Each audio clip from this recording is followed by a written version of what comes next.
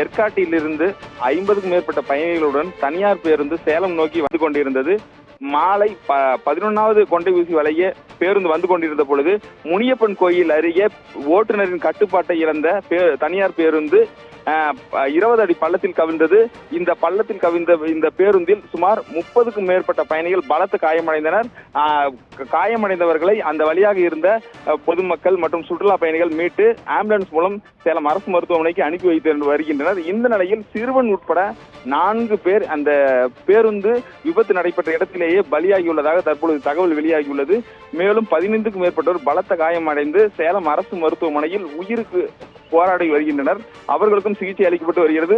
மேலும் லேசான காயமடைந்த 30க்கும் மேற்பட்ட என தற்பொழுது சேலம் அரசு மருத்துவமனையில் 50க்கும் மேற்பட்ட நபர்கள் இந்த சிகிச்சை பெற்று வருகின்றனர்.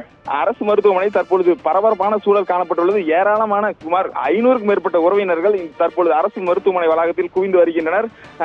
உயிரிழந்தவர்கள் தகவல் அறிந்த உறவினர்கள் இந்த பகுதியில் கதரும் காட்சியும் தற்பொழுது இந்த பகுதியில் அரங்கேறி வருகிறது.